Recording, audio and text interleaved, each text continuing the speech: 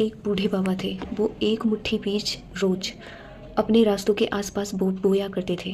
उनकी कोई संतान नहीं थी, तो कुछ लोग उन्हें ये करता देख उनके ऊपर हंसते थे कि ये क्या कर रहे हो बाबा, इन एक मुट्ठी बीजों से क्या होगा।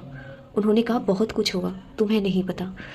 ऐसा करते करते वो अपनी लाइफ टाइम में बोते रहे और एक दिन टाइम आया कि वो चल बसे। फिर कुछ टाइम बाद वो बीज छोटे छोटे प्लांट बनकर निकले और फिर वो इतने बड़े बड़े ट्रीज बन गए कि बाबा ने जिस गांव के पूरे रास्ते में ये बीज बोए थे ना, वहाँ हरे भरे वृक्ष बड़े बड़े हो गए। वो फल देने लगे, छाया देने लगे। कभी स्कूल से आते हुए बच्चे गर्मी में उनके नीचे बैठ जाते। एक गर्भवती स्त्री जब थक गई थी चलते चलते, वो उनके नीचे बैठ के खुद को आराम देती। हर राहगीर उनके नीचे बैठ के पानी पीता और उनके फलों को खाता। एक बार एक बच्चे ने अपने पापा से पूछा कि पापा, इन पेड़ों को किसने लगाया है, भगवान ने?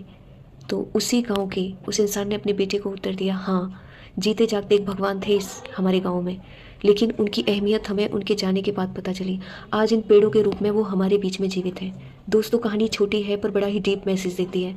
भलाई किए हुए कर्म जो दूसरों की भलाई के लिए किए जाते हैं, या जिनका आउटपुट हमें हमारे टाइम में नहीं मिलता है, कुछ टाइम में नहीं मिलता, वो कर्म पूरी पता नहीं कितने जन्मों तक जीवित रहते हैं।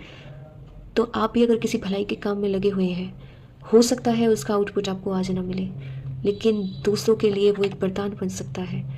आपकी कही गई बात किसी को खुशी दे सकती है। आपका किया हुआ एक छोटा सा एक्शन किसी की टेंशन को मिटा सकता है। बी पोलाइट रहिए, खुश रहिए, खुशियाँ फैलाइए। All the best.